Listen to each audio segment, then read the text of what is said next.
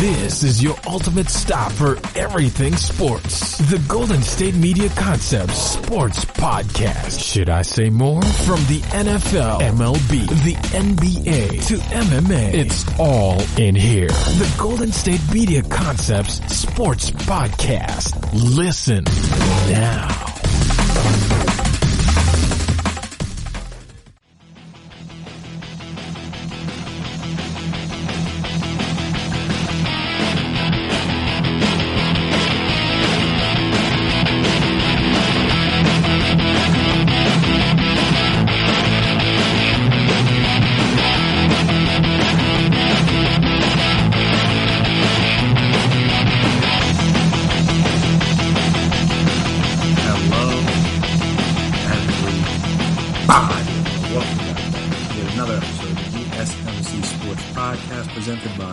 GSMC Podcast Network. My name is Chris Blades, and before I get started today, I want to make sure I remind you guys, as always, if you haven't already, please subscribe to the podcast. Make sure you never miss an episode.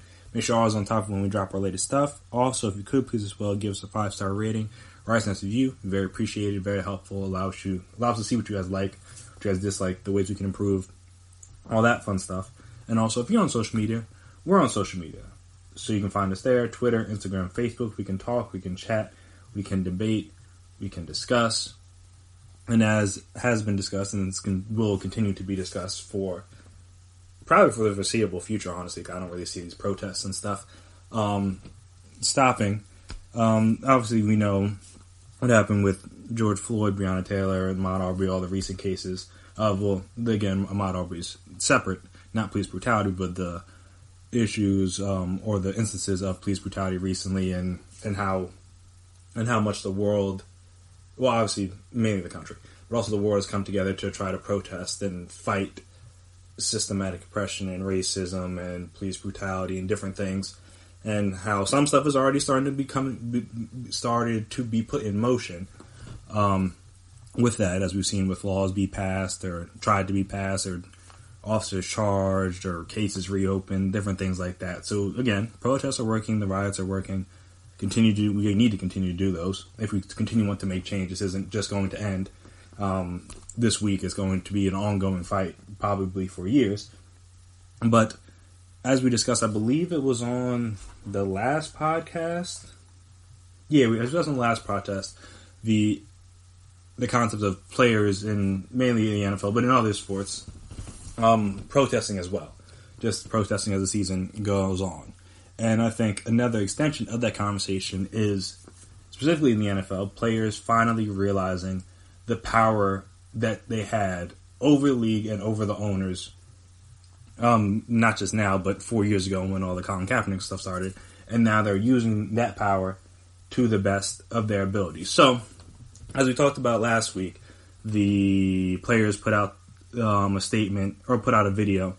Whether, again, it was behind the league's back or not is a separate point. But they put out a video, again, talking about Black Lives Matter and condemning police brutality, condemning systematic oppression and racism and institutionalized racism, all those different things that have gone on in this country for far too long. And then, thus, that caused Roger Goodell to put out his own statement, talking about how wrong they were and how they're going to be a part of the fight, and how they're going to allow players to protest if they want to, stuff like that. But there was one player in that player's video that really apparently set this all into motion. So there was a good article on the On the Feed. I'm not going to read the whole article like I normally do with some of these topics, just because it's too long. But there was an article about Patrick Mahomes and the power of him being a part of the video and saying that Black Lives Matter. So the big thing that happened with that, as we talked about, a bunch of players created the powerful video, and obviously that caused a response from Goodell. But the shift in the league's public stance on the peaceful protest movement, this is by Jason Reed of The Undefeated. The shift in the league's public stance on the peaceful protest movement occurred because some of its black stars, and especially black quarterbacks, drew a line in the sand. Several black and white league officials told The Undefeated that the importance of Mahomes' involvement in the video can't be overstated. He's not only the game's top black star, he's the face of the entire NFL. at 24 years old, he's the youngest player to ever win a Super Bowl, League MVP, and Super Bowl MVP. Yet now his most impactful feat is him helping reroute the league's course on an issue that has, quite frankly, angered and flummoxed owners and top officials for several years. Also, this is kind of funny, stemming off of what was deemed by some the year of the black quarterback, a season in which many African-American passers rose higher than any time in NFL history. Mahomes and Houston Texan Deshaun Watson partnered with other black stars in making the video. Obviously, Lamar Jackson won MVP. He wasn't involved in the video, but again, just a whole, part of that whole wave of black quarterbacks kind of ascending near the top of the league. They may not be of the full top 5, but there's a lot of them, at least 4 or 5, in the top 10 quarterbacks in the league, you could say, easily now, which is not something you could say from most of the league's history. Once shunned by the NFL, black quarterbacks now have enormous juice resulting from their outstanding play. In the NFL today, it's quite a good thing to be young, gifted, and black while playing the sport's most dominant position. So again, he goes on to later talk more about how, again, as we discussed, the Colin Kaepernick kneeling helped ignite the new civil rights movement in sports, you could say. And at that time, Mahomes obviously was in college. But now, him being a part of the league and him being a part of the group that made the video and helped, speak on the Black Lives Matter movement is big. And it's big because, like I mentioned, he's the star. One white NFL club owners texted the Undefeated on Friday and said, getting Mahomes to participate in the video was so big. It wasn't just that Mahomes was part of the group. He played a key role looking into the camera and declaring for the first time in the video, Black Lives Matter. At that moment, Goodell and the owners were backed into a corner. As hard as they had worked to avoid even the mere mention of race, often awkwardly, let alone the whole Black Lives Matter movement, over the past 4 years, seeing their best players saying those words require an immediate shift in strategy. The league was dragged into the national discussion about police brutality and systematic oppression by Cap, and then was prodded to catapult on opposing protesting and openly support his players by Mahomes. 2 black quarterbacks setting the agenda for the NFL, whether owners liked it or not. As a result of, as late as the late 1980s, I should say, there was still a widespread belief in the league's quarters of power that black quarterbacks lacked the smarts, heart, ability to truly lead on the field. We are way past those days, having crossed over into the uncharted territory of black quarterbacks establishing the league's off-field political agenda. The sea change occurred slowly, but it's here now, as evidenced by the fact that Goodell put it on tape. Quarterbacks run the NFL. They are on-the-field CEOs. Through his actions, Mahomes pushed Goodell and the owners to quickly and dramatically change direction, 2 things they generally loathe to do, and go all in on the reckoning occurring nationally on race and inequity. It's important to note that Mahomes has ventured deeper into controversial societal issues directly impacting the black experience in America than any top-of-the-game quarterback in NFL history. Part of the reason is never before in league history has a classic drop-back African-American passer been the consensus number 1 player at his position. So, again, there's more in the article that you can read for yourself, but the overall gist and the overall point that I wanted to talk about, and obviously I think the players have realized, is now that they hold the power. They, along, again, mainly the quarterbacks, but they can kind of gear or force the NFL to address issues or address things that they want to discuss. And again, the biggest thing for them in this scenario, it is helped by the people at the top being a part of the movement now. Like 4 years ago, the top quarterbacks in the league, whether those were Aaron Rodgers. Aaron Rodgers spoke about it a little bit, but he was never a part of something like this. Tom Brady, Drew Brees, those kind of guys, they were on the opposing side of this. So that allowed the NFL to be on the opposing side because they weren't, or even if they weren't on the opposing side, I know Tom Brady tries to stay out of political stuff when he can, but they weren't on the side of kneeling during the anthem. So then it was easy for the NFL to be like, all right, we're against that, because a lot of the biggest and most prominent players weren't with this. But now, not only have the players realized that they kind of messed up, they have now forced the league to realize that they messed up, because now when you have, like I said, arguably the best player in the entire league pushing, I don't want to say pushing an agenda, but stating on camera that Black Lives Matter, that completely changes the narrative that comes from the NFL now. That the NFL can no longer push this, we're against peaceful protests, we're against kneeling, we're not going to discuss this, we're not going to discuss that kind of thing. If, again, people in your league and some of the most prominent people in your league are talking about it, you can't avoid it anymore. And I think that is a good lesson. And it's good to see that the NFL players have learned something from the last time they did this, because even though it wasn't going to happen because they didn't have this prominent black quarterback at the time, I guess outside of Russ, really, he was really the only guy. And he's again not one too controversial in terms of this kind of stuff. But since he was really the only black quarterback that they could have had at the time to speak on these kind of things and kind of publicly backcap, though again, white quarterbacks could have done it as well, but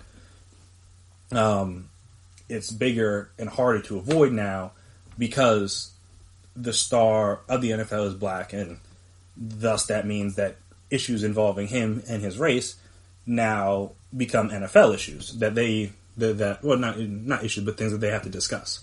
So discussion points. And like I said, it's good to see. It's unfortunate that they didn't have Kaepernick's back years ago when this happened, but like I said, it's important to see, just like in other sports, like the same thing kind of with LeBron. And NBA has been a little different because they're prominent athletes for, I guess, since really Jordan, have all been black. I guess before then it was like Bird and Magic, and then going back in the 70s and 60s it was more white players. But once it became Jordan, even though he wasn't really too outspoken, but then once it became LeBron, he would become more outspoken. So now the NBA has to become more outspoken because the biggest player in your sport is speaking out on these things, so it kind of causes the league to have his back.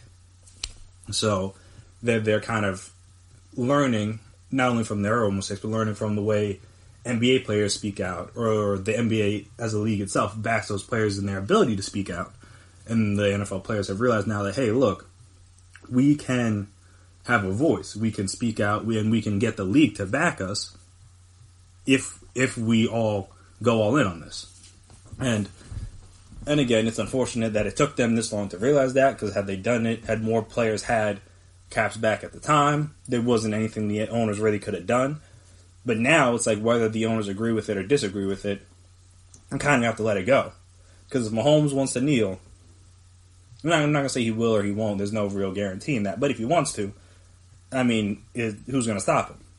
I mean, he's the face of the league. He's the best player. He's the most marketable player. He's arguably the biggest star. He's going to be the first player to get $200 million in a contract. He's going to kind of shape the direction of the league, I guess I could say, over the next 10 years, assuming health and everything. So with that, you kind of have to throw your support behind this guy, because he's the guy. And that's what the point of the article was. Or not, I won't say the point, because I don't want to put words in the writer's mouth, but one of the points I took away from it is just that how important his involvement is into getting the NFL on their side. And again, you're going to get tweets from the president, you get tweets from people on boycotting and saying they're not going to watch and stuff. But it's the same kind of situation, and I'm not the first person to think about this. I was watching a podcast or whatever, listening to a podcast earlier, and they were talking about this.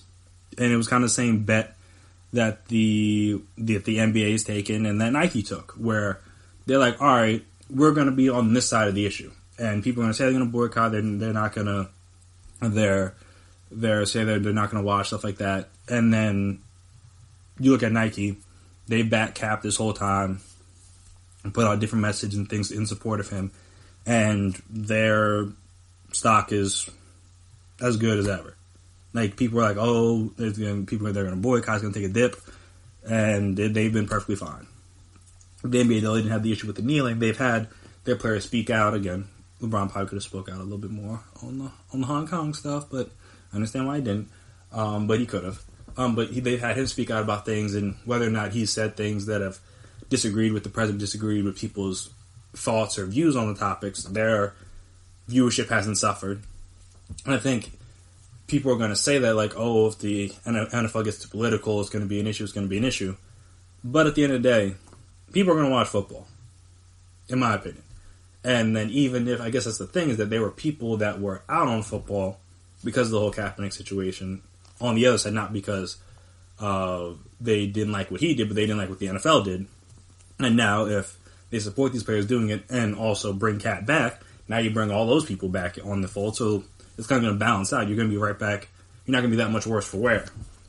And I think the players realize that, and I think the league's realizing that, and that's why their entire ideology has done a complete 180 in 4 years, even though the issue has been the exact same the whole time, which is, that part of it is kind of funny. But again, when you have the right, sometimes the message works better with the right leader. It's unfortunate that the guys in the league couldn't have Caps back like a while ago, like I said, but when you have Mahomes echoing the same messages, it comes off a little differently. And I mean, that's just not a football thing, that's just a life thing. Sometimes it's not the message, it's the messenger. And if Mahomes speaks about anything, the league's going to have no choice but to listen. And as we're seeing now, and as the players are realizing, maybe even Mahomes himself has realized, he holds the power and they hold the power. And if they want something done, they can get it done as long as they are all on the same side of this. And it feels like most of them, I guess, and again, not everybody's going to agree, but for the most part, them, and not just the black players, but a lot of people around the world, white, black, brown, yellow, red, green, doesn't matter the color. A lot of people are agreeing that this is an issue that needs to be addressed, needs to be fixed. So I think that makes it a little bit easier for both Mahomes and both the league to kind of position themselves on a certain side of the issue, even though, again, it's really, there shouldn't really be anybody on the opposite side. Police brutality against anybody is wrong. And I feel like that's what people are realizing now. When you see the protests and you see things where it's not just, I mean, obviously, it started because a black man was killed or murdered, but you see the protests, you see people peacefully protesting, voicing their issues, and you see them be brutalized by police for no real reason. And I guess that's really opening people's eyes to see, like, hey, black people aren't lying about this. Like, the police in the country, kind of a problem. Again, not to say that, like, their job isn't tough, and not to say that they don't sometimes, they're not to say all of them are bad per se, but the institution of itself, in and of itself, is right and needs to be, in my opinion, fixed from the ground up. Like, torn down and fixed from the ground up. But that's a separate point, and that's for another podcast. Main point, Mahomes has the power, has the juice, and he's realizing it, and he's utilizing it to hopefully allow the NFL to help in the fight for the betterment of black people in this country, which is what everyone hopes for. And that would be great to see. So, nice on Mahomes and nice on the NFL. Well, I guess not really the NFL because they were kind of forced to, but nice on Mahomes, nice on the players to realize, like, hey, look, we hold the power in this situation. But yeah, so after this next break, we're going to come back and we're going to discuss NASCAR again, surprisingly. And they got some news coming out. So you got race or drivers, I should say, making statements in their upcoming races. And also, they're going to be the first sporting event to have fans, I believe, at least in America. So we'll discuss all that right after this break. Stay right there.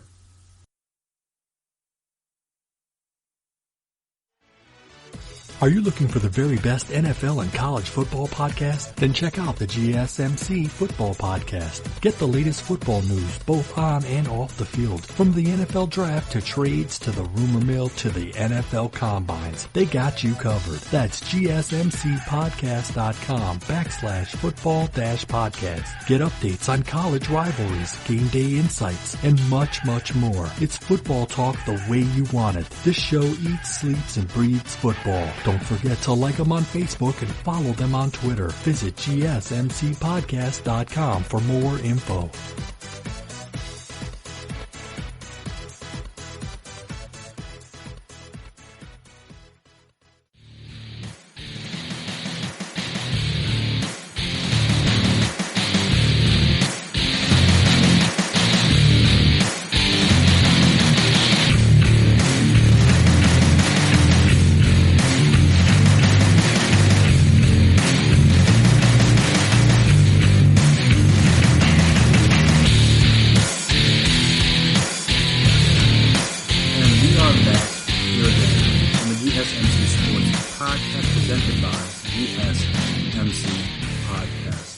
So, as I mentioned before the break, NASCAR is set to allow fans back at the tracks for races this month at Homestead Miami Speedway and Talladega Super Speedway.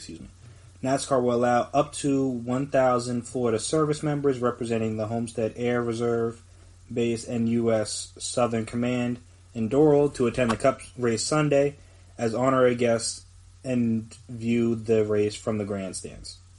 Talladega Superspeedway in Alabama will allow up to 5,000 guests in the front stretch grandstands/towers for the June 21st Cup race. There will be limited motorhome/camping spots available outside the track. NASCAR says all fans will be screened before entering, required to wear face coverings, mandated to social distance at 6 feet, and will not have access to the infield, among other revised operational protocols. NASCAR has returned to racing, but had not allowed fans inside the tracks in North Carolina, South Carolina, or Georgia.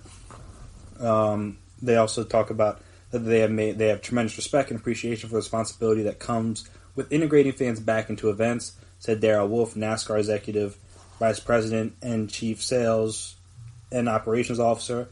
We believe implementing this methodology process. We believe implementing this methodical process, I would have said it didn't make any sense, methodical process is an important step forward for the sport and the future of live sporting events. The passion and unwavering support of our industry and fans is the reason we race each weekend, and we look forward to slowly and responsibly welcoming them back at select events. Now, when you think about it, it makes sense, due to the fact that one of the speedways in Florida, where stuff has been more or less open for a little while now, depending on who you ask. I know my aunt, she lives down in Florida, and she said stuff never really ever officially closed down per se, but obviously they had some sort of guidelines here and there. But for at least for a little while now, since May, they've been opening stuff back up to some degree, and I mean with that they've seen a rise in their coronavirus numbers. Nothing too crazy, but the numbers definitely are going up. So that's not necessarily great, because as you begin to open more and more stuff up, there's a bigger chance that the numbers will continue to rise. That's a different point. And then in Alabama, it's another southern states. I know, not to say that southern states don't take the virus seriously, but in a lot of southern states, stuff's more spread out. So it's not like in a New York or an LA or like a big city like Chicago or DC or something like that, where where there's a lot of people on public transportation, everything's kind of clustered together, the population is a lot more tightly compacted, and the states are a lot more dense.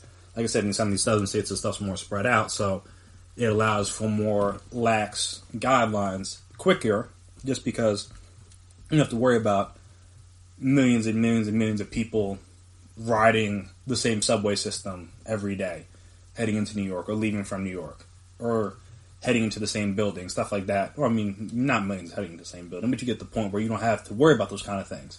I don't think. Again, if you're from Alabama and there's some situation like that, let me know. I know in Florida, everyone's just like, oh, it's really just Miami, which again is another big city that has some of those similar type of things that a New York or an LA might have. And that's why people thought that it was so high there, and that's why they should only worry about that. But again, as we're learning, it's not just in the Miami area, it's some other counties as well.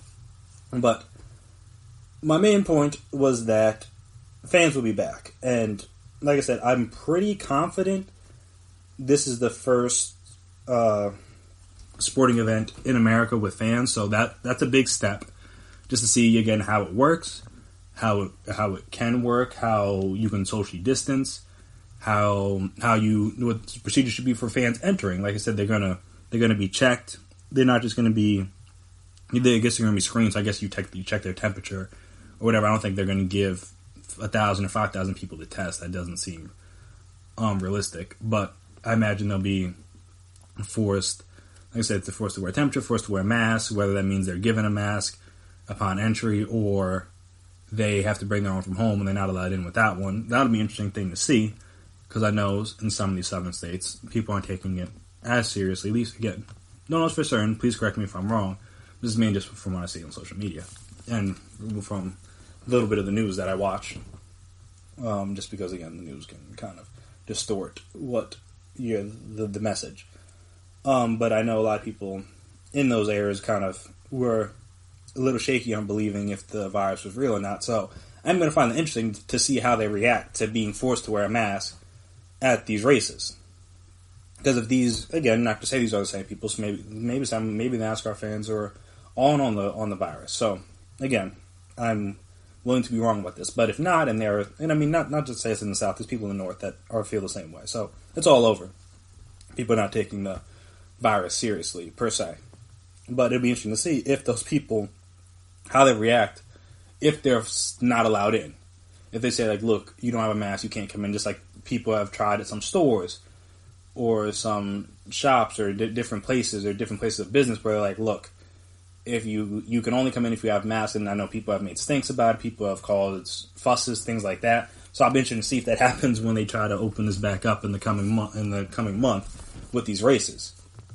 And just because that can, again, be a precursor of what might happen when these other leagues start back up. Or mainly, I guess it's probably not going to be basketball, because everything's indoors and they don't want anything indoors. But because baseball is outdoors and football is going to be outdoors, especially football, I think they're going to try to have fans at football games. I wouldn't go yet unless things change in the next 2 months and at least in the opinion of how the virus can be spread and how safe it will be. But assuming that doesn't happen, I wouldn't go. But I imagine, again, it's outdoors and people are more willing to have people outdoors as long as social distance to do all those things. So I would be shocked if some baseball stadiums or even some football stadiums didn't try to have fans in the stands. But they need to see from NASCAR how it's going to work. And not to say they need to see how it's going to work, but just, again, how fans react to different things, what kind of guidelines they should have, stuff like that. So I thought that was interesting. That's because NASCAR is really going to be the force sport to do it. But also, and I thought this wasn't going to matter as much because fans were going to be allowed. But since fans are going to be allowed back in the stands for the races, Bubba Wallace, I think the lone black driver on the top circuit, is talking about how they need to get rid of all the Confederate flags at the races.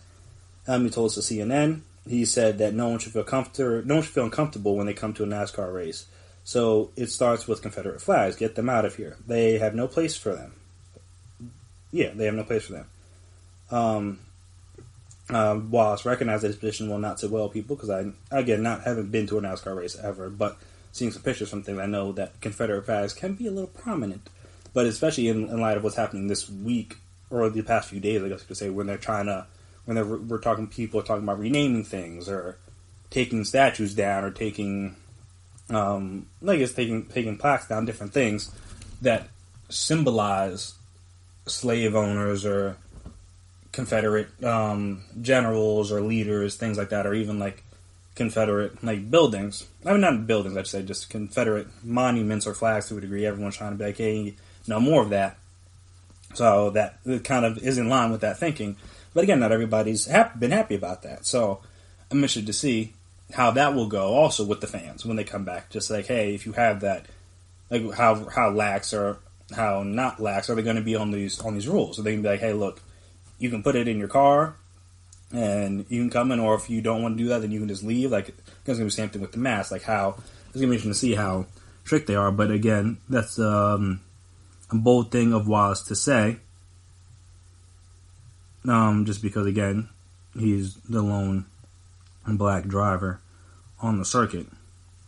But it's just obviously it's an important symbol, I guess, for some people, mainly people in the South. But it shouldn't be, in my opinion.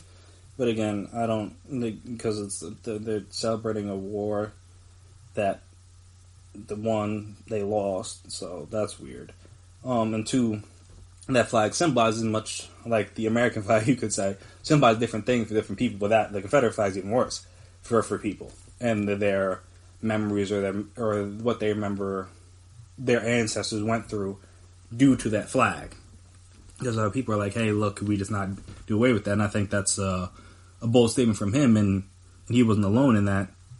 Martin Truex Jr. said that I think it's one of those things that some of us are just ignorant about and don't really think about or worry about.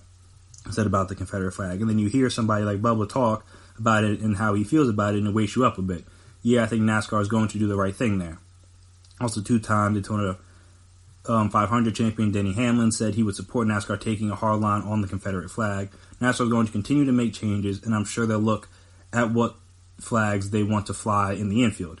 If you look at all the haulers each and every weekend, they've got American flags flying all over the top of them. That's what we salute when we do the national anthem, but obviously that's a little bit different than the Confederate flag. Ryan Blandley, who is tight with Wallace, said he joined some of the peaceful protests in Charlotte, North Carolina, and also called for the end of the Confederate flag. Bring your 50 stars flag, Blandley said. So, like I said, it's not just Wallace out there saying these things. He's now getting the support of some of his other drivers, and also I know he said, I forget which race it is. Oh no, he's going to have it at the race tomorrow, and well, I guess when you hear this today, in Martinsville, with like Black Lives Matter written on it, and the black and white hand together. I mean, like dapping each other up, kind of stuff like that. So, again, he's going all in on this, and NASCAR, in its defense, is also going on in and supporting him, which I think is the biggest thing. Whatever, again, assuming your opinion is not completely outlandish, you should compel your athletes to be able to speak openly and freely about what it is they feel.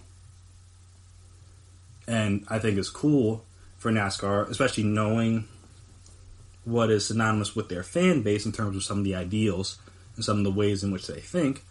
I think it's very bold of them, like I mentioned in the last episode, to take such a hard stance on not just what's happening in the country, but also on different things, like I said, like the Confederate flag. That's something that's been, I don't want to say been prominent, but it's something that hasn't been discussed when it comes to NASCAR races in the past. I mean, people outside of NASCAR talk about like how it's not right, but within NASCAR's own circles, people haven't spoken openly, at least unless I've missed it, about stuff like this. And like I said, NASCAR said they were going to be all in on making change and helping to push the discussion forward and stuff like that. And they're holding to their word.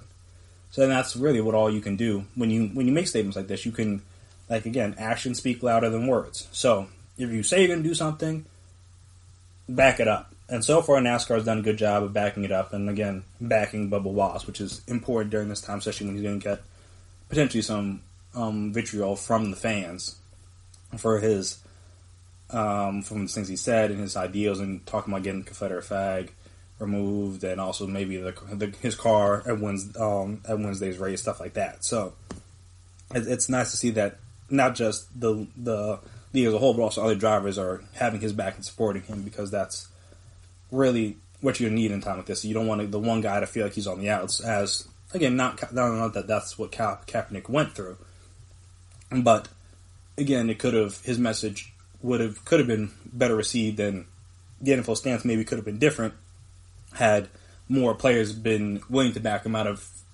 without fearing that there'd be some backlash from either fans or even ownership. But whether or not everybody agrees, if you agree as a league this is the stance we're going to take, then when people speak openly about that stance, you got to be willing to back them. And again, NASCAR's done that so far, so salute to them. So I'll be interested to see how it goes when they start having fans, and I'm interested to see how this whole no Confederate flag thing works. And like I said, it sounds good now, but once you start getting people there, it's going to be a lot more difficult, and you're kind of going to see what some of these interactions may be like, because they may not go as smoothly as you would hope. But like I said, it'll be interesting to kind of take a look at and see. how it all plays out. And speaking of playing out, the MLB negotiations for the turn of the season still ongoing. Don't know why. It seems like both sides they're getting closer, I'll give them that, but it's already June, and they still don't have an official return to play plan, which is kind of crazy to me. But talk about the latest negotiations, latest proposals from both sides, and kind of where they go next from here, in my opinion. So we'll discuss that right after the break. Stay right there.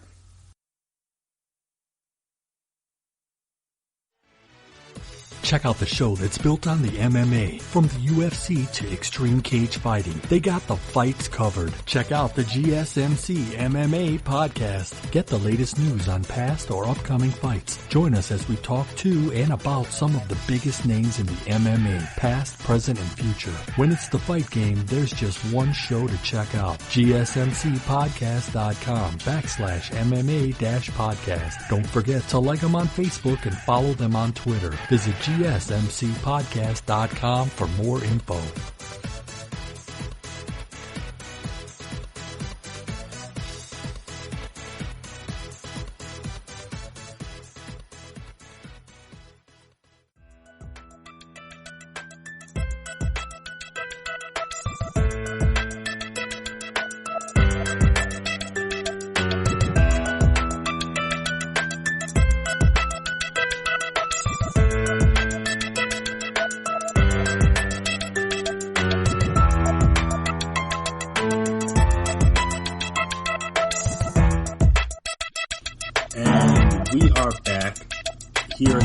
GSMC Sports Podcast, presented by GSMC Podcast Network. So before I get started on the next topic, I believe when I was talking about Bubba Wallace's boy, I said Ryan Blaney or whatever.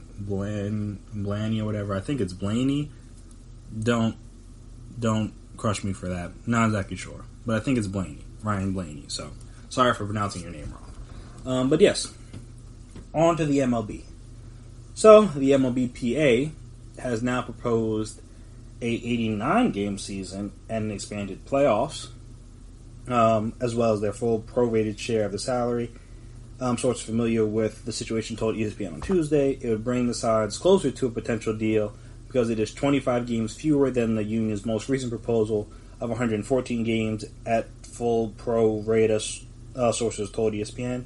But an MLB source familiar with the negotiations told ESPN Carl Ravitch that the proposal is a non-starter. Out of concern for the players' health, extending the regular season past September 27th won't happen, the source told Ravitch. There is a window of playing between 60 and 70 regular season games, but pay still remains an issue. MLB on Monday proposed a 76-game season that would cover up to 75% of the players' prorated salaries. This newest MLB proposal would have the regular season start on July 10th and end on October 11th. A source told ESPN's Jesse Rogers it would also expand the postseason to 16 teams, 8 in each league, for 2020 and 2021. At the MLB's proposal on Monday, this offer has the players sharing in a pool of at least $50 million if the playoffs are played without fans.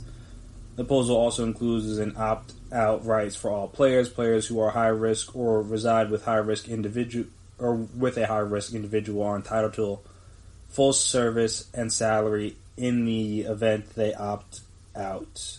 So basically, if they don't play, so they still get some money if they don't play. Players with no high risk concerns may opt out without service or salary. So I'm assuming no one would do that.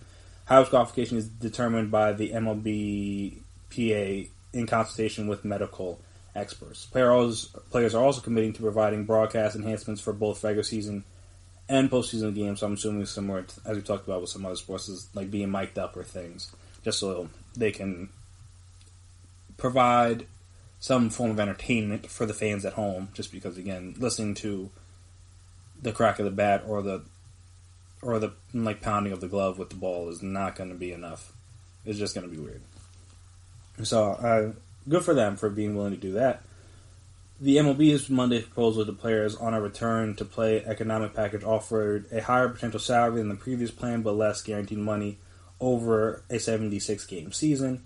players and officials at the MLBPA quickly scoffed at the proposal, which was obtained by ESPN, continuing the gridlock that has prevented MLB from returning after the coronavirus-related delay to the beginning of its season. If the sides are unable to agree to a deal, the league has the ability to implement a schedule of its desired length. It has focused recently on a potential 48-game season, sources told ESPN. So, like I said, where do we go from here in terms of negotiations? So, while I do think it is nice to, at least for the two sides to be closer, because now I guess they're, 13 games apart?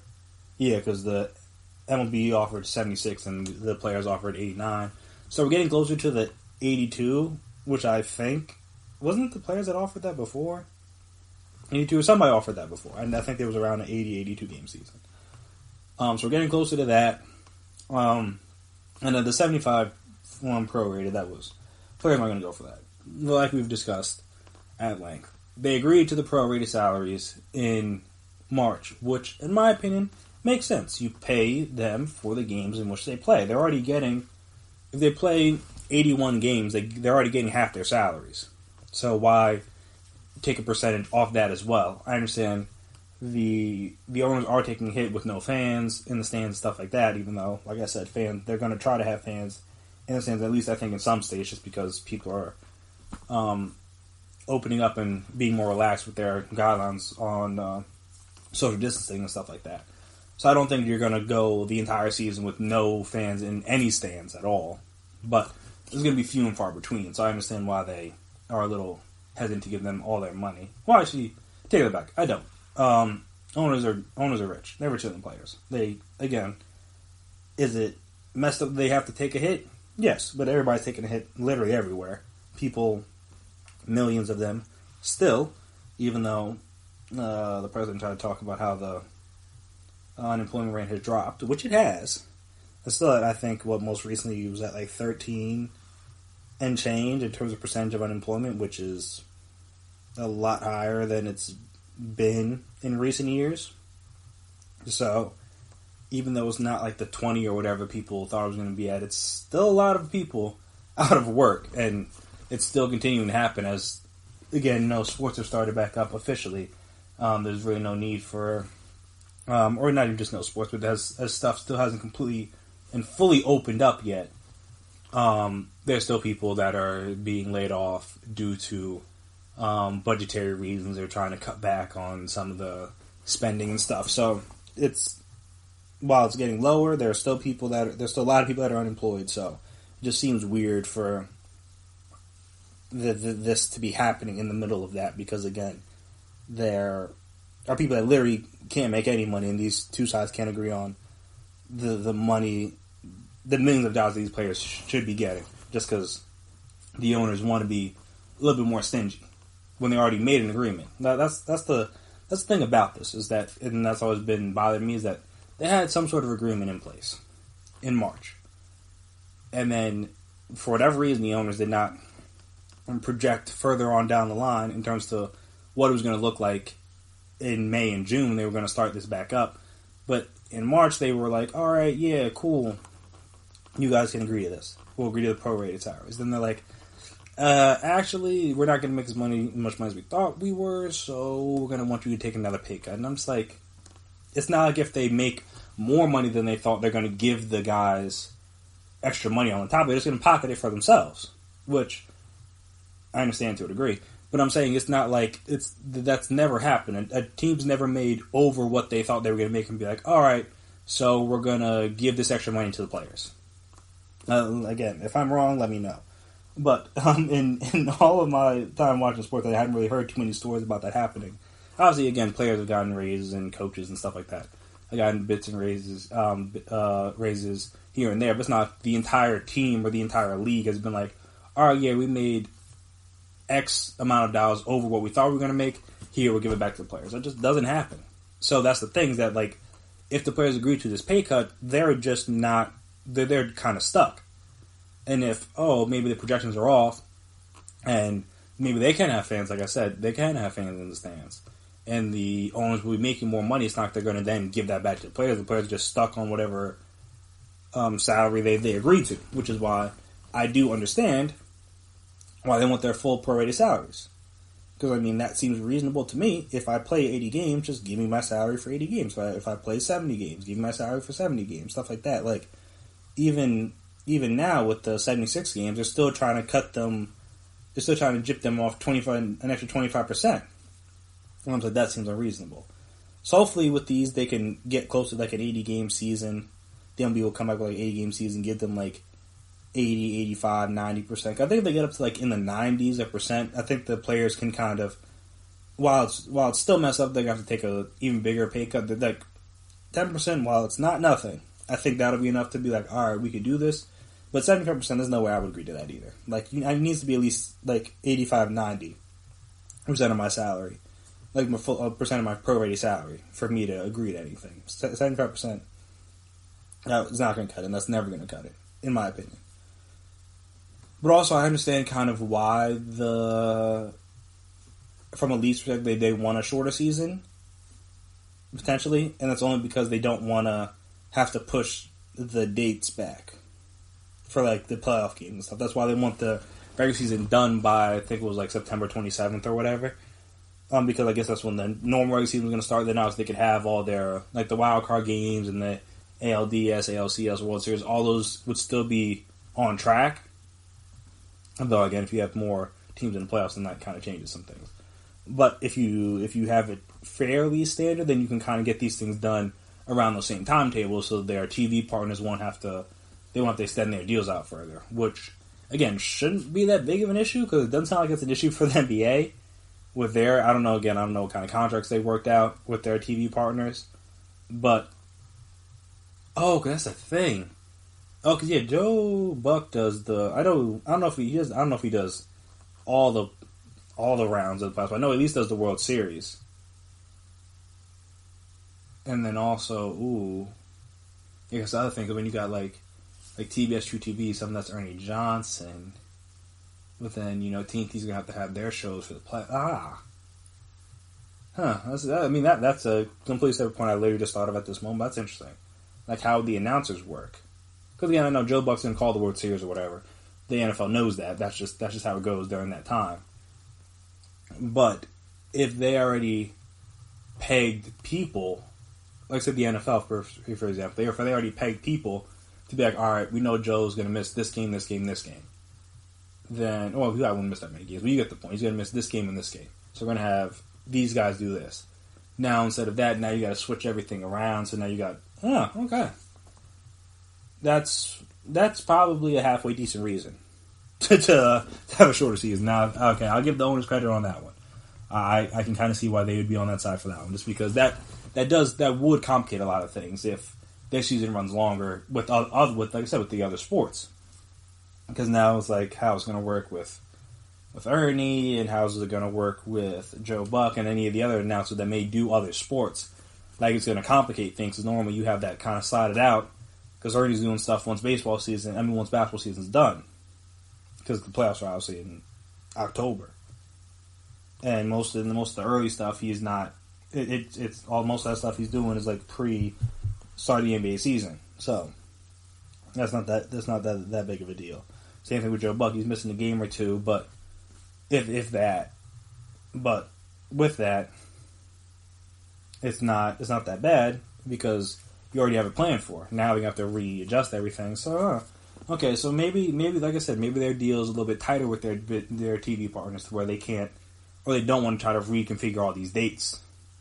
Which, I mean, again, is it a little? I don't want to say lazy, but is it?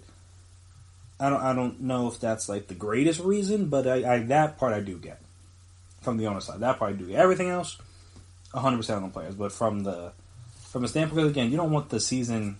Because the NBA season is already running long, and you're going to be competing with that. But now, you're talking about competing depending on the season. I guess this one, the season ends, October 11th? So now you're talking about the World Series going into November, potentially once the playoffs and stuff done. I mean, you're competing with the thick of football, which you're already going to lose to regardless. But now the more football that you're competing with, the more viewers you're going to lose, in my opinion. So again, from a TV eyes perspective, I get why the owners are on board. But long story short, just pay the players. Give them a higher percentage of their player-rated salary. I understand if you don't want to give them the full, that's whatever, you should. But if the owners want to try to skim a little bit of money, give them a little bit of money, all right. But just nothing below 10%. Like, at least give them 90%. You're trying to, like I said, you're already cutting their salary in half at best, and then now you're cutting an extra fourth off of that. Like, no, I wouldn't go for that either if I'm the players. And like I said, the last thing is that 46 game season foolishness. Oh no. And you might as well just not even play if you're going to do that. Because you can't. That's less than a third of the games that normally be played. At least 76, 82, somewhere around there. That's closer to half. That's more reasonable. You're talking about playing less than a third of the games and considering that a real season. Like, come on, that doesn't make any sense. So we don't want to get to that. So just figure it out. MLB, MLBPA, figure it out. Because again, people thirsty for sports, they'll watch.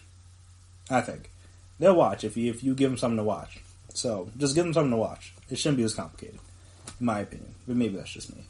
But speaking of that 50-game season and even a shortened season or what have you, me and my dad were having this conversation. Like, should the MLB even give out awards for this year? And if they do, will they be counted in terms of like history and resume, stuff like that? So we'll discuss that, because I think it's a pretty interesting conversation. So we'll discuss that right after the break. Stay right there.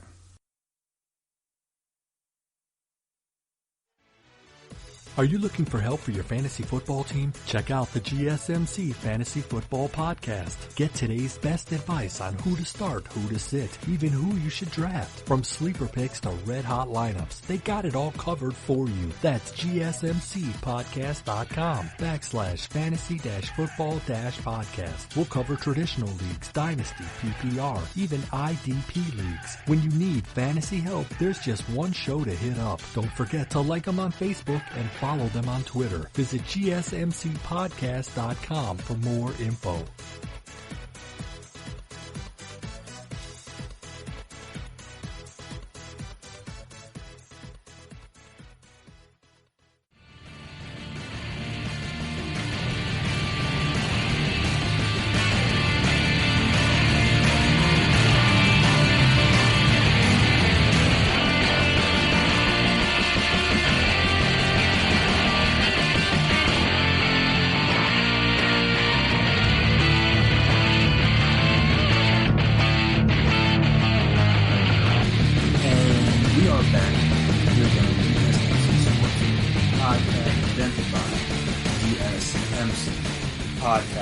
So we'll start with the super short season, like the 46, 50 games that the league could propose. If they can't agree to something, then we'll extend this discussion out to, I guess we'll say like 81, 82 games, like a halfway season.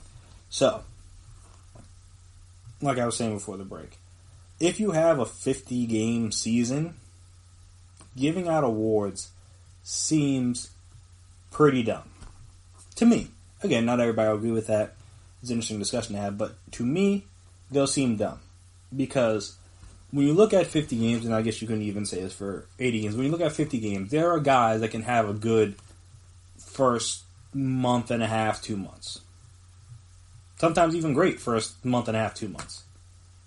And then they start to fall off, they start to level out, and then, like I said, there are people, that's why they don't give awards out after May, or they don't give awards out after, like, in the NFL, they don't give MVP out after September. They don't give the MVP out in basketball after November or December. Like, there's a reason for that. It's because the MVP or the best players, like, well, I guess again for baseball, MVP, Cy Young, stuff like that, you have to sustain through the peaks and the valleys. So you need to maintain that level of play throughout the season. Now, those are the people that earn those awards. That sounded weird. But earn those awards. Those are the people. And they're not the people that have a good first month. They're not even good people that maybe have a good first 2 months. Good first 3 months, stuff like that. Like, those guys aren't always the guys that win the award. Now, sometimes people get off to a hot start and can kind of ride that through the rest of the season. That's not completely uncommon, but again, sometimes people might start out a little bit slower. Not to say that they're going to have a terrible first half and then win the MVP in the second half of the year. That's unlikely. But they start out a little slower, and then boom, they kind of hit their stride in like mid-May, kind of. Almost kind of like the Nationals did, and then they ride that to a World Series. A player can kind of do that, kind of have a rough first month, and kind of figure things out, and then boom, he's good for the rest of the year. But I'm saying you play 50 games and you give an MVP off 50 games, it's like, how can that be respected? How can any of that be respected? I mean, if say like you have a batting champ that bats like 350 through 50 games, like, all right, that's cool, but when you look at some of the best averages for a season, like that can't be a part of it, because just the number of the pure numbers aren't going to be the same. And then also I'm just going to look weird with everything. You're talking about wins and losses. You talk about home runs, RBI, stuff like that. You're going to have league leaders, and you're going to be like, all right, yeah, this person led the league in home runs this year, but he might have only hit like, all right, so you give like 50 games, that's, all right, so say he hits like 15, 20 home runs. Like, yeah, is that good in 50 games? Of course. But for a whole season, that's awful. If the league leader in the MLB only had 20 home runs, literally no one would watch. Because again, home runs are the most, in my opinion, and diving catches are the most enjoyable things to watch. I mean, great pitching is entertaining to watch to a degree, but I mean, as we will see with the 30 for 30 that comes out this Sunday on the Sammy Sosa Mark McGwire home run race, when the steroid era was popping and the balls were flying out of the ballpark, now there's no surprise to me that is when baseball has been the most popular, at least in my lifetime. So there is that. But yeah, it's like how can you take any of those awards seriously if they play 50 games? You just can't. So then, if that happens, then, in my opinion, you should just not give out those awards. Then, like I said, you go a whole season where people will play, games will be won and lost, a champion will be crowned, even if it's like a weird season, and that part's going to count, like the team's records. Like, if they have a good season, that's going to count. They have a bad season, that's going to count. But then now they're not, like, again, and sometimes if you're looking at like a Jacob deGrom over the last couple of years, like, has the Mets been great? Debatable. I mean, well, great, no.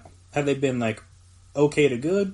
Debatable. They had a good second half last year, and then obviously they kind of faltered towards the end. But they had a pretty good second half last year. But he's been phenomenal. So then it's like, all right. So then you take away the chances to pad their resume for those guys who may be on bad teams that, like I said, if they're playing 50 games, their team might only win like 15 or 20 of those games.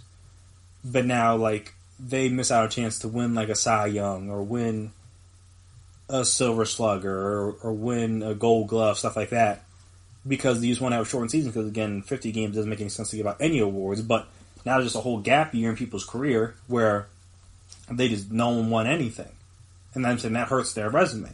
Like deGrom's trying to go for 3 in a row. That's a big deal. Not to say like to pander directly to deGrom and Mets fans, but just like that's the one example I can think of at the moment is he's trying to be a guy that can win potentially 3 Cy Youngs in a row, which is pretty uncommon, especially in this day and age. It's just not a thing. Very many people can say. Not very many people can say they've won 2 in a row, like back to back. So to win 3 in a row, that puts him in even more rarefied air. But when you play 50 games, how can you legitimately have a Cy Young? It's going to be too hard. There are going to be people with like 1 ERAs. And I mean, that's just not realistic for the entirety of a season. A normal season. So, like I said, if you have a shortened season, it's going to be shortened. But an even shorter season, it's going to be impossible. Like I said, when you look at other sports like NHL or NBA, stuff like that, where the season already started, I can see why they probably gonna give out those awards as normal, because you were able to play 2/3 of your season. So you have a pretty good idea of where the race was in between most of the major awards. Again, it's unfortunate because people couldn't have a good last month to try to help build their case. But hey, look, if you want to win the MVP, be the MVP before March. That's not that unreasonable for a sport that ends in April. Like, is it unfortunate? Is it unfair? You could argue that, but again, you play most of the season. When you're talking about this, where you're not even, the season hasn't started yet, and you're talking about the potential of playing 50 games, it's like, how can you even give out awards? It doesn't make any sense. There's no reason to. Because 50 games is not nearly enough, especially for baseball, to determine who's been great this year. Like I said, teams can have a good 50 months, players can have a good 50 months, and then they kind of sputter after that. So it's like, you're gonna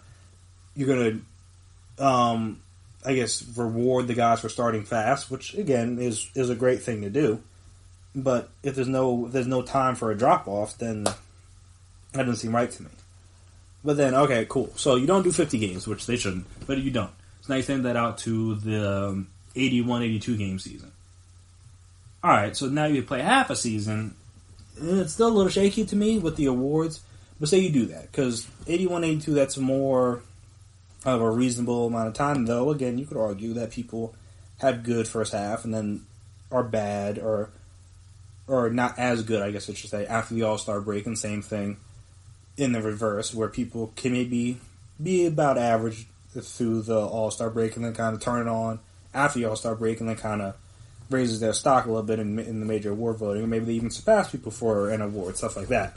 So I do think it's still going to be weird if they do half the games. I couldn't imagine the NBA playing 40 games and giving out an award, or the NFL playing 8 games and giving out awards. This wouldn't make any sense to me.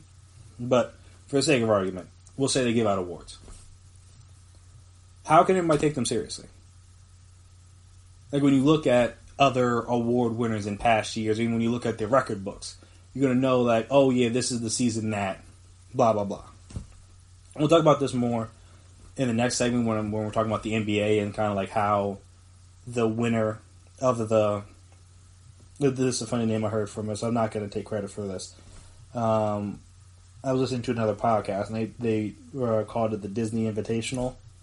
I know I had different names for it too when it was going to be different, when they hadn't really decided on the tournament style yet. But just the Disney Invitational is a funny one because it's not like it's not really NBA Finals. Like, there's no home court. Everybody's in Orlando. It's like there's no fans. It's like it's not the same. But again, we'll talk about that more in the next segment. But when we're talking about playing 80-ish games, like how's anybody going to respect those award winners when you played half a season? Again, just like with 50 games, people can have good first halves of a season and then kind of falter in the second half. Like in every other season, MVPs have had to be good in the first half, and the second half they haven't just had the luxury of being good in one of the halves, more or less. You're going to have to say people haven't gone off to slow starts, or people haven't started off fast and kind of got up to a big lead and kind of have to hold on towards the end, but you get the point. Like, no one's ever had to play, I'm not saying never had to play, but no one's ever had to play as little games as I think they're going to play. Again, maybe back in the day, or in some strike years or something, maybe things were a little bit different, but at least, like I said, in my lifetime, there hasn't really been, I don't think there's ever been a season where they played as few games they're going to play now. And again, it's different circumstances, it's a weird situation, so you can't view it in the same lens as you would view a normal season, but it doesn't mean history is going to view it that way either. Like, you can't expect people when you're like, if you win an MVP in the season, you win a Cy Young or a Triple Crown or Silver Slugger, Gold Glove, and you're a borderline Hall of Famer, there's no way that this can really elevate your resume. You kind of, it exists, but it's not going to help, in my opinion, because you played 80 games. It just can't, personally, to me. Again, I'm not a Hall of Fame voter, so my opinion barely matters. But again, at least to me, and I imagine to other fans, it's like, how do you count this the same as you would any other award? So it's an interesting discussion. I would I would think about it and kind of talk about with amongst your friends or peers or coworkers, a family, whoever you have sports conversations with, just to see like what your guys' all opinions on this guy. I think it's an interesting discussion to have because again, no matter how many games this season, they're going to give out awards. I think. Again, we don't know for certain, but they're going to give out awards, and this is strictly for MLB because the season hasn't started yet. But you're cutting it short, so it's like, how do you give out those awards when every other award winner will have played under different circumstances and won the award under different circumstances? Like, how does it have the same legitimacy as, like I said, even last year? Like, even if the same people win it again, like, I think who won it? Bellinger in the NL? Oh, man, I can't remember who won the AL MVP. Oh, this is going to have me tight. I gotta look it up now, because I'm mad. But like I was saying, the same thing with DeGrom. Like, if DeGrom wins it a third time in a row, alright, that's cool. But if he doesn't, then it's like, oh, okay. Like, is he still the reigning Cy Young champ? Like, it's like it's a weird... Oh, okay, Mike Trout did win it? Alright. Wasn't sure. Oh, yeah, because Mookie Betts won the year before. Okay, just have to double check. I thought it was Mike Trout, but I didn't want to put out there. So that's his third? Or how many? Yes, his third MVP. I mean, shout out to him. I mean, his resume is already Hall of Fame worthy, but that's not what we're talking about here. Yeah, because he's won the MVP 14, 16, and 19. So, yeah. So then I'm saying like that MVP, Mike Trout MVP is going to look a lot different than the MVP of this season because again, different circumstances, and it's not their fault. It's not the players' fault that this has happened. But I just feel like when history looks back at the season, it's going to be hard to make those awards be considered legitimate, just given the circumstances and everything. So, if you play less than 80 games, I don't even see the point of giving them out. It's like, what's the point? If you're in 50 games, how do you give an award how do you give MVP for 50 games? That doesn't make sense to me. But hey, we'll see how that plays out. So, as I said, we're going to go to the NBA and see how will the award, not the award winner, but the champion of this season be viewed. Because again, they played their season for most of it. They played 60-plus games, going to get up close to the 70-ish range. So that's the majority of the season that's been played, more than some other lockout-shortened seasons. But because of the conditions for the NBA Finals, or the NBA playoffs, will this be legitimate? Will this be viewed as legitimate? And also, depending on who wins, will it be viewed as legitimate? So, we'll discuss that right after the break. Stay right there.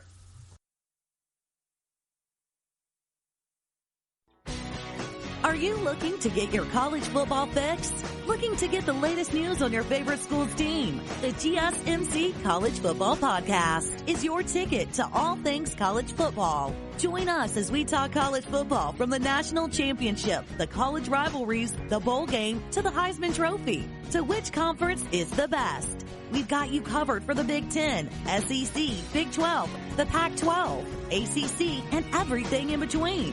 Download the GSMC College Football Podcast on iTunes, Stitcher, SoundCloud, Google Play, or anywhere you find podcasts. Just type GSMC in the search bar.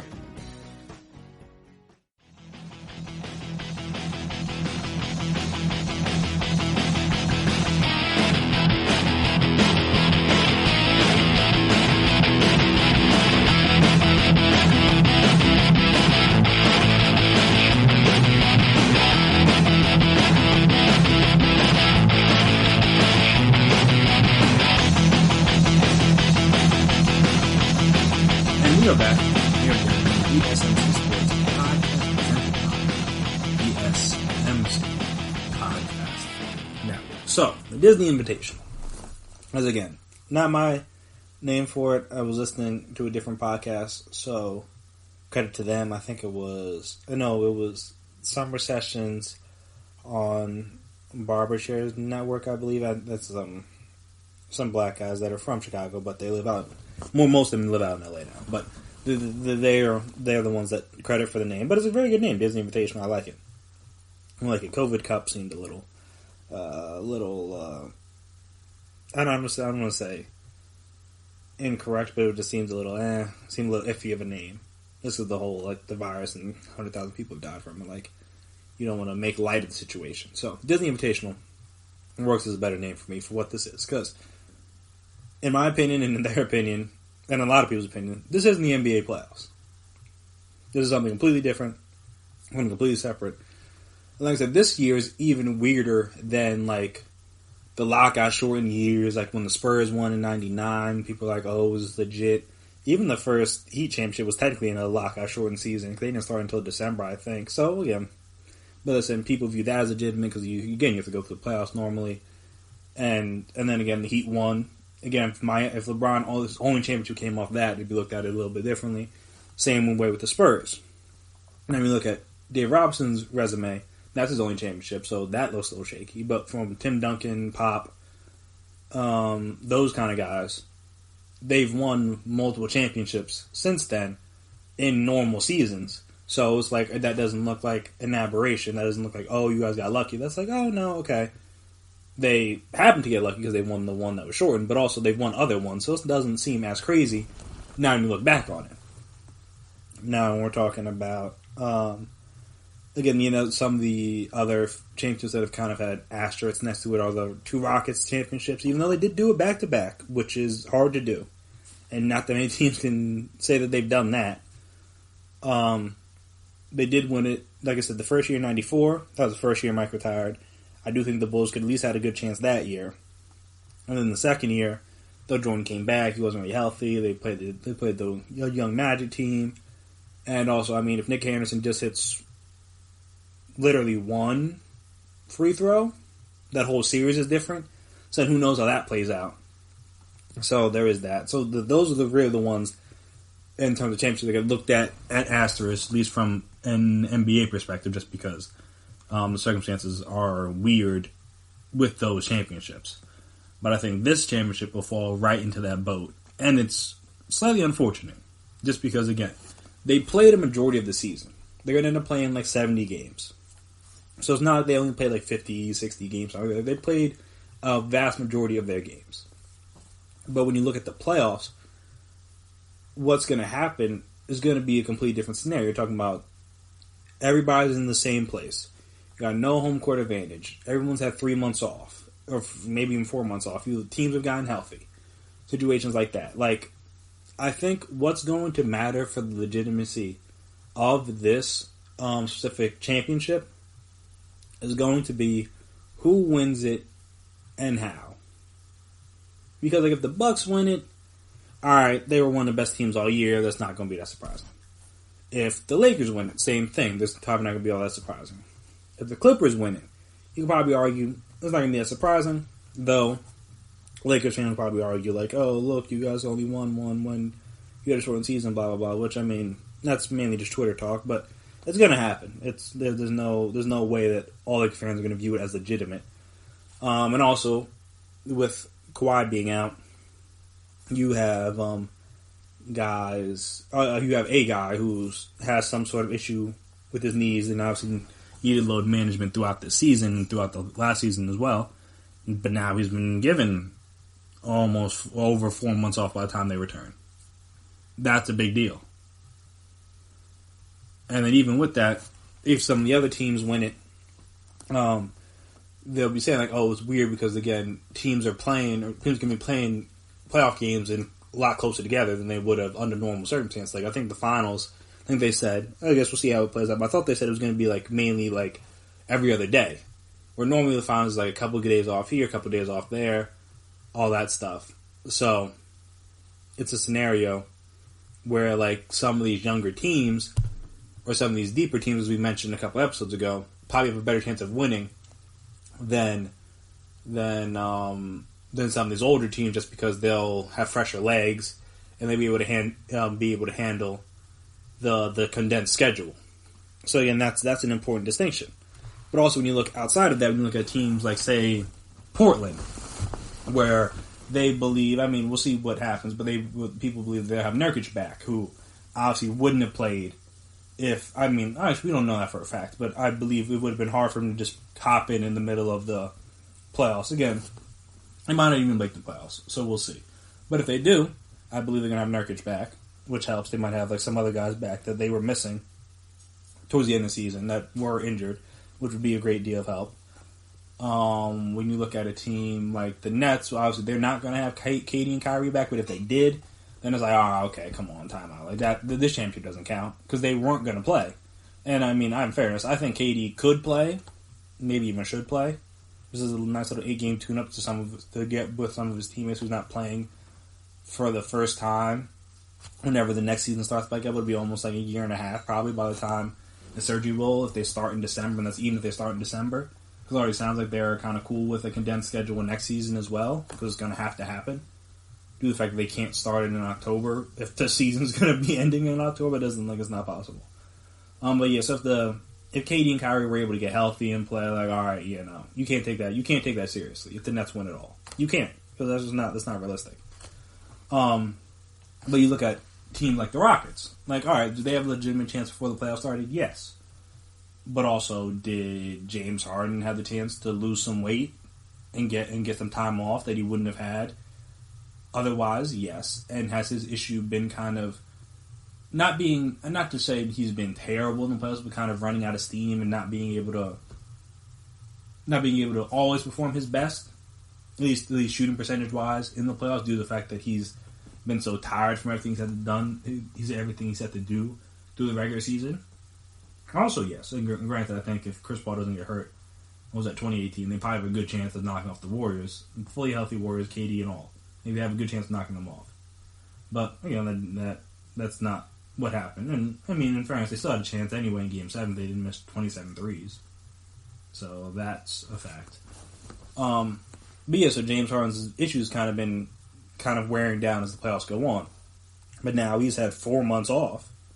So I don't think that's going to be an issue this time around. And that is a benefit for the Rockets that maybe, again, everyone's gotten the 4 months off, but it's a benefit they wouldn't have had the luxury of having come if they had the regular playoffs and went right into the playoffs from the regular season as you normally do.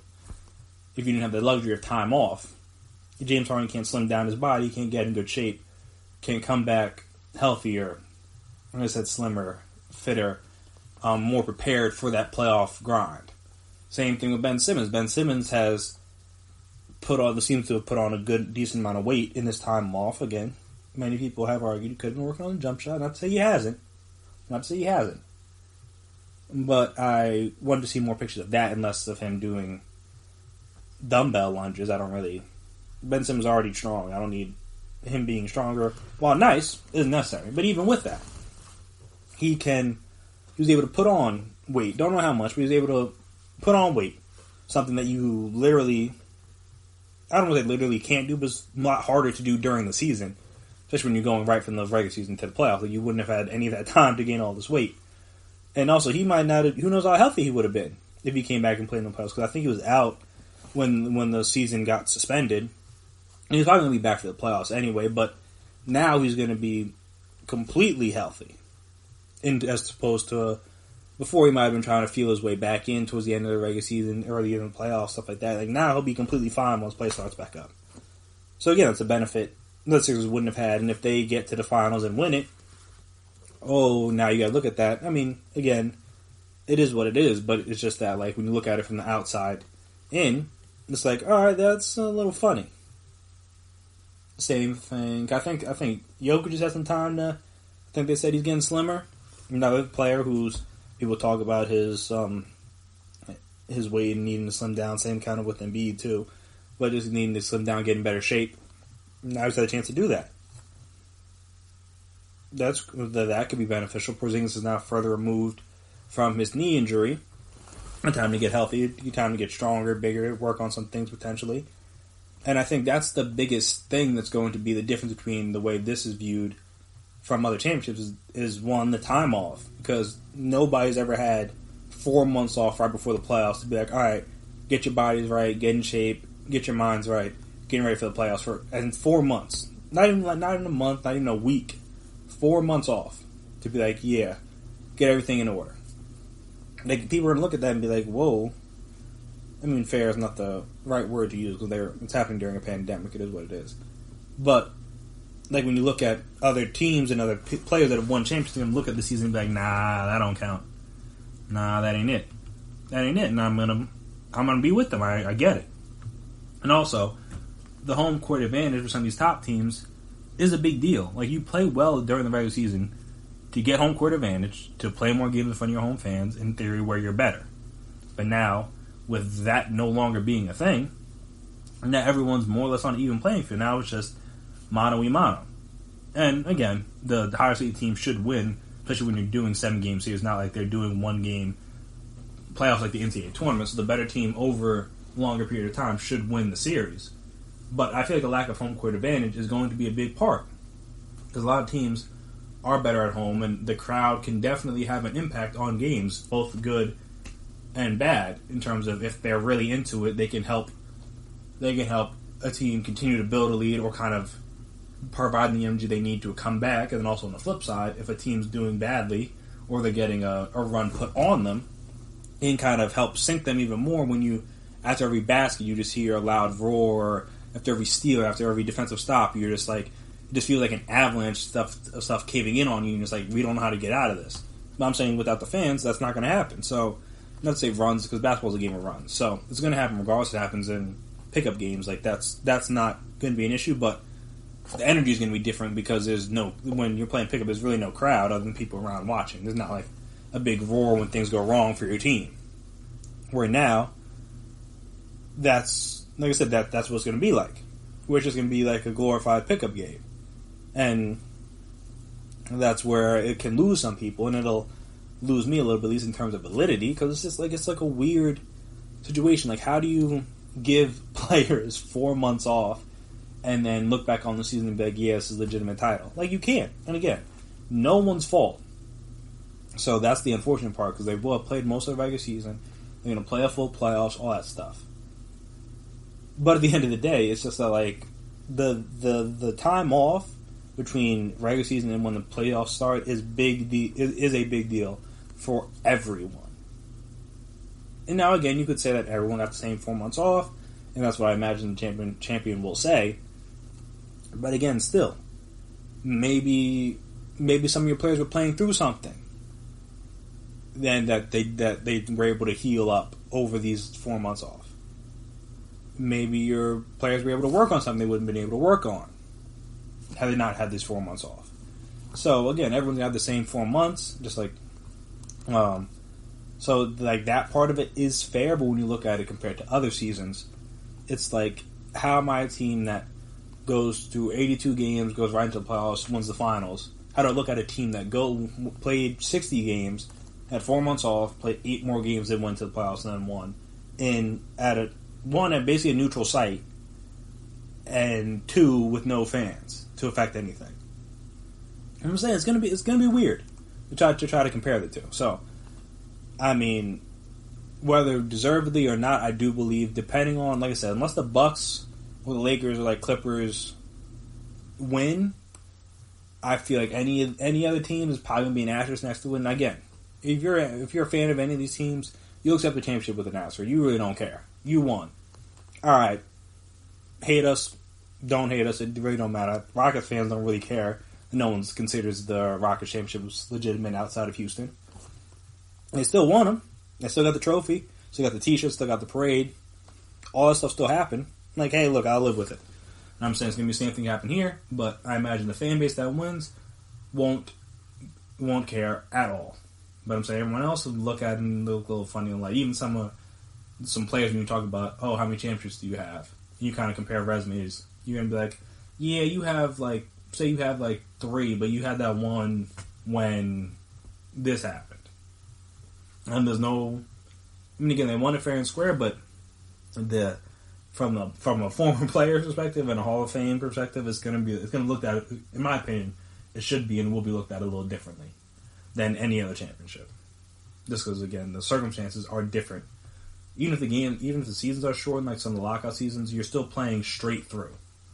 To give every team 4 months off, and I said that seems like a little bit of an unfair advantage compared to the other seasons, but again, the circumstances are brand new. It is what it is at this point. You're just trying to finish out the season. But I just said, personally, I think it'll be viewed a little bit differently. But I guess we'll see whenever that happens. So we'll have to. Got a few more almost 2 months away, a month and a half away until it starts back up. But regardless of whether it's legitimate or not, I'm still gonna watch. So it is what it is, honestly. But yeah, so after this next break, we're gonna come back and finish up on. There was something I saw from ESPN where they did like a fantasy style draft of like the entire league, like start from scratch, pick not brand new teams because they don't have enough. You don't have enough time to pick 53-man rosters, and people don't know enough to pick 53-man rosters. But I'll give you the guidelines of the draft and kind of just how some of the teams shaped out and some of my favorites and stuff like that, and kind of what the philosophies were. So we'll discuss all of that right after the break.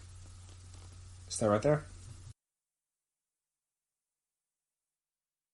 Check out the show built around the women of MMA. From the UFC, Invicta FC, Bellator, and one championship. We got the fights covered. It's the Golden State Media Concepts Women's MMA Podcast. The latest news of upcoming fights, discussions of previous matches. Join us as we talk to and about the biggest names in women's mixed martial arts. Past, present, and future. When it's the women's fight game, you know where to listen to. The Golden State Media Concepts Women's MMA Podcast.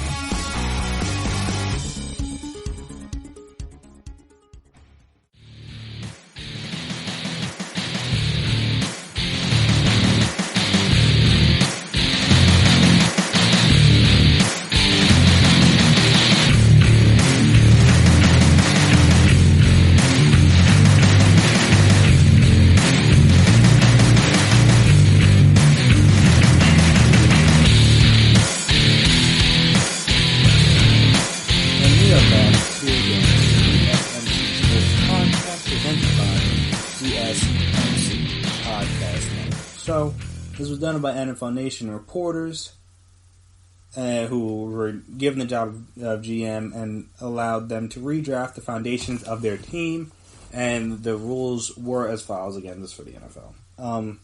Every current NFL player was available, and salary caps don't matter here.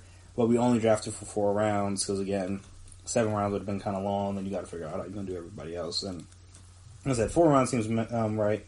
In those 4 picks, each pretend GM had to select one quarterback, a non-quarterback offensive player, and a defensive player. The 4th pick was a wild card, open to anything. And as I saw, I think one guy ended up picking a kicker, which wild, but whatever.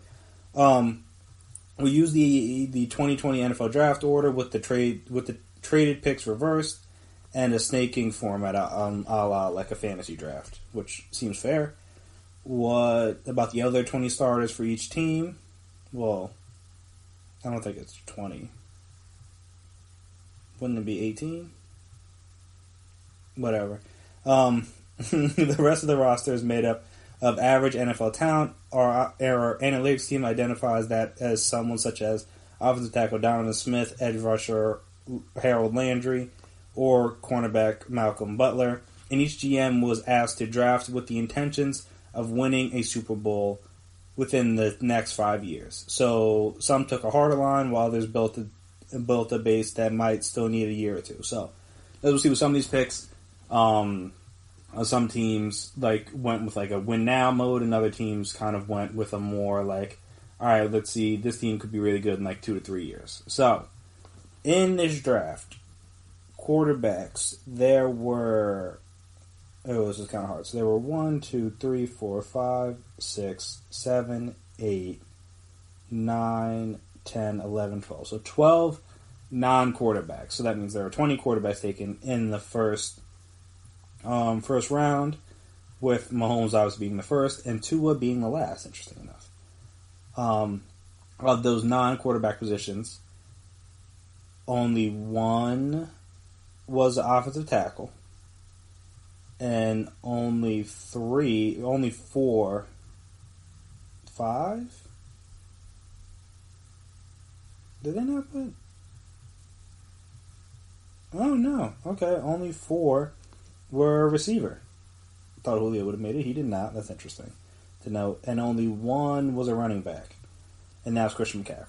So the highest non-quarterback drafted player, because the first 4 picks were Cincinnati went Mahomes, Washington goes Russell Wilson, Detroit goes Lamar Jackson, and the Giants go Deshaun Watson. So Miami took the first non-quarterback in Aaron Donald, and the Chargers followed up by taking Ronald Stanley. Again, this is all fake. And then Carolina took Joey Bosa. So, like I said, the top 5 quarterbacks taken were the first 4 picks, as I mentioned. And then Drew Brees, interestingly enough, went 5th.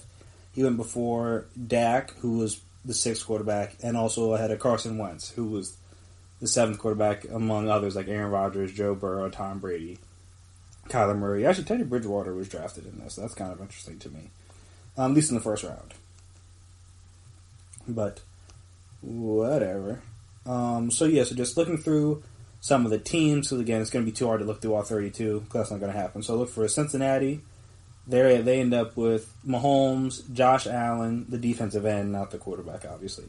Laramie Tunsil and Tyler Lockett, which, all things considered, not that bad.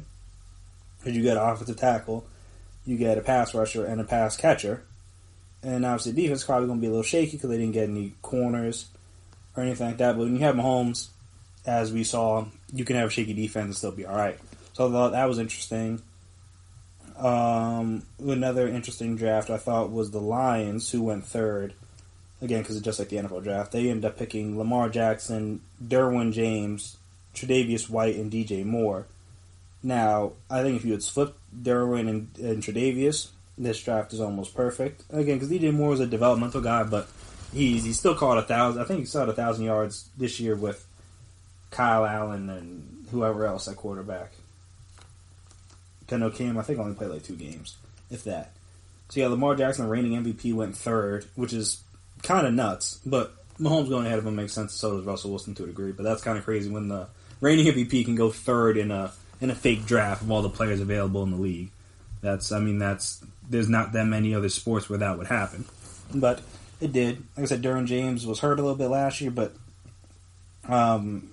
arguably, especially for that age, arguably one of the top safeties at his position. Tre'Davious White might be the 2nd best corner in the league, so getting him in the 3rd round is excellent. And then DJ Moore, who, like I said, was 9th in the NFL, had almost 1,200 yards last year despite catching passes from 3 different quarterbacks, and having him and Lamar Jackson on the same team for the next 5 years could lead to some good stuff. Also, another draft I liked was, so actually we'll talk about the Dolphins for a second because they went with a little bit non-traditional. Like I said, they picked Aaron Donald with their first pick. They picked Zeke with their 2nd pick, Kirk Cousins, and then Kevin Byard, the safety. So the reason for not going quarterback was because he was between Carson, Aaron Rodgers, and Kyler. Carson, obviously, you have the durability potentially. You'd have to draft the lineman, I would think. Aaron Rodgers is the age, and then Kyler Murray just doesn't have the level of production to go 5th overall in a fake draft. Makes sense. Getting Cousins in the 3rd as a 24th quarterback off the board is really not that bad because I don't know if for the next 5 years there's 24 quarterbacks or 23 quarterbacks that would take over Kirk. And I'm not even a big Kirk guy, but that doesn't seem like a bad choice to me. And obviously, again, it was bold not to take a quarterback, but when you have Zeke, you have Kirk, so he has that play action like he did in with the Vikings this past year, though against a different team with the Dolphins. But still, and safety-wise, Byard's definitely not a bad pick, but maybe could have gone lineman there or something, because, again, Kirk's not the most mobile guy, so that was interesting. The offensive tackle team with the Chargers there, they went full offensive tackle, so they ended up getting Ronnie Stanley, Zadarius Smith, outside linebacker from the Packers, Daniel Jones, which is a little unproven to me, and then they got Brandon Brooks at guard, so they really probably have arguably 2 of the best linemen of any of the teams, but that hurt their quarterback position because now they have to go with Daniel Jones. Not that he's not going to be bad, but he's not going to be good right now. So you're not going to win a Super Bowl in the next couple years. Don't have a pass catcher, don't have a running back. And then Zadarius Smith was really good last year, but he's kind of been a recent breakout as opposed to a more standard, like a more level pass rusher in terms of he has years and years of production. But it is what it is. And the guy said that he wasn't his main choice, but it kind of just what happened. So yeah, 6 was probably hard to pass up on a quarterback, but only be followed up by the Panthers, whose draft I did not like at all. Because they ended up picking Joey Bosa, great, fine pick. DeForest Buckner in second round, another fine pick. But they got Jarrett Stidham and Jedrick Wills, the last two. Jarrett Stidham cannot be my quarterback. I'm sorry. I gotta pick second round. I gotta pick somebody. There's gotta be somebody better than Stidham that was out there, in my opinion. And I mean, again, you got DeForest Buckner, you got Bosa. That's great, but Bosa at 7, probably a little early. But Stidham under center and an unknown at receiver. I mean, at tackle, definitely rough. One of the few teams that kind of went all in on age in terms of winning this year was the Cardinals in their draft, because they ended up picking Drew Brees, Chandler Jones, A.J. Green, and Patrick Peterson. So they're going. So I mean, Drew Brees definitely doesn't have 5 years left. He might only have 1 year left, if not 2. So they're going all in for this year. Chandler Jones, one of the best, if not the best, pass rusher. He has 96 sacks since 2012, the most in that time frame. A.J. Green, again, some injury concerns, though he's been great, but still some injury concerns. And Patrick Peterson, I think he's getting close to 30, if he's not already 30. He's 29, so he's near the end of his prime. And like I said, Green's a veteran receiver, but with the durability concerns, you're hoping for one good year. And who knows, it could happen. The team may actually end up getting the highest draft grade from Mike Clay, who tiered these from 1, 2, 3, and 4, was actually the Jaguars, who ended up picking Dak, Danielle Hunter, Juju, and Marshawn Lattimore. Now, I don't agree with that, because there are other teams whose drafts I like a little bit more. Like I said, I like the Lions draft, like the Lions fake draft. I like... That's probably the only one I like more. Or maybe there's some other ones, but I like, because I said, I think Derwin James could be the best safety. I think James White's arguably the best corner. I think DJ Moore is on the upswing, but my only issue with Jacksonville is, I mean, Dak's fine. Like, he's a solid quarterback, that's whatever. Danielle Hunter is underrated at 25 and one of the better pass rushers in the league. He has more sacks. Well, only Aaron Donald and Chandler Jones have more sacks than him in the last 2 seasons. Lattimore was a defensive rookie of the year in 2017. He's made 2 Pro Bowls in 3 seasons. But, I mean, again, I feel like he's kind of leveled out or maybe even dipped a little bit since his rookie year. He was very good his rookie year. Now he's just, good. He's been surpassed by some other guys, personally. And then Juju, it's just hard. I don't know if Juju could be my number 1. Yeah. I think he could develop into a number 1. He's only 23, but... I mean, as of right now, for the one season where he was number 1, even though he had shoddy quarterback play and was injured a little bit, last year was not great. So stemming off of that, I feel like it's hard to say that he's going to be the number 1 guy. And even with Dak, he's always had a good offensive line. He's always had a good running game. So that's interesting to me, because they didn't draft linemen. Not to say you have to draft them, or they didn't draft a running back, but there are pieces around Dak that aren't going to be in place that he normally would have with the Cowboys. So interesting to see how that would play out. And also, I guess I won't go too much, because again, so go through all the teams, it would be too difficult. But I'm trying to look if there's any other ones that I think could compete for that top spot. And most of these ones, as you move down further, start to get a little bit trickier, because it's hard to peg good players with good players, especially like you said, you go late in the draft. Even though I guess the Eagles draft of if Baker isn't that terrible. Baker, Chase Young, Lane Johnson, and A.J. Brown, there's a lot worse scenarios you could get. Again, Chase Young is a wild card because he hasn't played in the NFL yet, so you don't know how good or how bad he will be. But off of just pure potential, he has elite edge rush upside. A.J. Brown was great as a rookie, but then again, you don't really know. Baker was good as a rookie, then bad last year, so you don't really know. And then Lane's one of the best right tackles in the game, so that's solidified. So you're betting a lot on upside, but if they're not going to be good maybe the first year, but if by year 3, if a team had, I mean, again, Lane's probably going to be coming down a little bit, but if a team had a good Baker, a good A.J. Brown, a good Chase Young on the same team, I mean, there's a legitimate chance that team would be a Super Bowl contender. So that's a good one for a team that drafted later on in the draft. Who's another? I'm trying to think if there's anyone else's team that I really, really liked.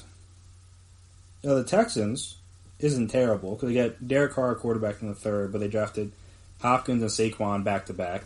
So you got arguably the two best at their positions right there. You got Tyrann Mathieu, who can be used all over the field, and Derek Carr is not the worst quarterback, and he has an elite receiver, so maybe he could be a little bit better. That's not a bad team either, personally. I'm trying to think who else. Is there any other Tier 1 teams this late? I don't think so. Most of the other teams. Okay, there's only one other team that was Tier 1, and that's the 49ers, funny enough. They got George Kittle, Myles Garrett, Jameis, and Grady Jarrett. So you got three guys in Jarrett, Garrett, and Kittle who could be arguably in conversation for the best of their position, and now Jameis that can see. So if Jameis can tone down the interceptions, that's not bad. Again, he's had Mike Evans his whole career, so that helps. Plus a little Deshaun Jackson here and there. But if Jameis isn't going to be the complete turnover machine, then there are worse people to have, especially at 95. So I would say that that's another really good team. But yeah, it's just a fun exercise to go through, just kind of look at. So I would recommend just looking at, like I said, it's on ESPN, so you can look up your own team, see how your team drafted, see if you like their draft, or like I said, they have a list of all the picks, so you can go through and see like who you would have taken, or who you would have liked for them to take at that spot. But like I said, it's just a fun exercise to do. That's all we're trying to do now in the offseason, just come up with fun exercise. So I thought it'd be interesting to kind of look into that, just to see how different teams would be than they are now. I know some of the teams got some of their same players. And the Packers were the one team that picked the kicker. I don't know about that, even though Justin Tucker is the best kicker in the league, you could argue. But again, when your quarterback's Tua, a little shaky. But they got Bakhtiari at tackle, Darius Slay at corner. Both those guys are definitely a little bit old. I mean, not old, but they're like closer to 30, which is not a terrible thing. But again, they're not exactly young guys to grow with Tua. And then, like I said, you got a kicker. So no pass rush help, no running back, no receiver, nothing, just a kicker. I don't know about all that, but each his own, I guess. But yeah, so like I said, it's just an interesting thing to look at. So view for yourself, see who like I said, you can go through, see who you would have drafted. You can discuss it with me. Discuss how your favorite team drafted, who drafted, or how the ESPN reporter drafted for your favorite team, I guess I should say. Because maybe you disagree with some of his picks, maybe you would have gone a different route. But like I said, just a fun little exercise to do. It's very Madden-esque, where I don't do it on my franchise modes, but I know you can do it. You can have the fantasy draft. You can pick a whole new team. I mean, I usually try to go and fix the teams that are in the game, but I know a lot of people do that, and it's a fun little exercise. So, like I said, it's fun. You can do this with your friends, look at it, discuss it. Like I said, do you like what your team did, don't like what your team did? You can tweet me, see things you would have done differently, ask me what I would have done, given the circumstances, stuff like that. And you can discuss anything. You can discuss the importance of Patrick Mahomes being a part of the movement now, to kind of just tailor the message coming from the NFL. You can talk about why the MLB players and the owners can't seem to agree on a deal, even though it's about to be mid-June, and there's still no plan to return, which is absurd at this point, because they've had months on end to try to figure this out. And talk about how you feel about the awards and the Disney Invitational. Like, are you going to take the championship seriously? Would you take the MLB awards seriously? Like I said, all that, I'm ready to have discussions. So, that'll do it for me. Here today on the GSMC Sports Podcast, presented by GSMC Podcast Network. Well, thank you for listening, as always. If you like what you've heard today, like what you've heard on previous episodes, please make sure you subscribe. Make sure you never miss an episode. Also, if you could, please as well give us a 5-star rating, write us a nice review. Very appreciated, very helpful. Like I said, allows us to see what you guys like, dislike, the ways you can improve, all that fun stuff. And as we discussed, if you had some things you want to discuss to me, debate with me, just talk about anything, really. You can find us on Twitter, Instagram, Facebook. We can talk, we can chat, we can debate, we can discuss. If you are still out protesting, please make sure you wear a mask, because the Rona is still out there, and it will still come get you. So yeah, do that. I mean, social distance is like whatever at the protest, but salute to you. Power to the people. We got to continue to fight the good fight. all my brothers and sisters of all races, not just my black people. Also, again, shout out, like I like to do every episode, shout out to the essential workers that have worked throughout this entire pandemic: doctors, nurses, grocery store people, delivery drivers, anyone who was deemed essential. Again, I don't know the info list, but if you were deemed essential, shout out to you for working through this pandemic, because you doing your job allowed the rest of us, whether we wanted to or not, to stay home and be safe and make sure we don't get the Rona. And also, if you're in a state where things are starting to open back up, again, stay safe as much as you can, stay healthy, try to make sure you wear the mask, social distance as much as you can. If you're out at a bar or restaurant, and you can be, tip your bartenders, tip your waitresses, waiters, hostesses, whoever. Because again, they've been dealing with this just like you have. They've been out of work for a while, just like maybe you have. If you had the funds, tip them a little bit more generously than you would, because you know it's been a rough time for everybody. It could make somebody's day. So, just like I said, if you can, cool. If you can't, cool. All the same. But just like I said, just try to... Everyone's been dealing with this, been going through this rough time together, so try not to take it out on those guys. That'll do it for me here today. I've been Chris Blades. That has been my time. And until next time.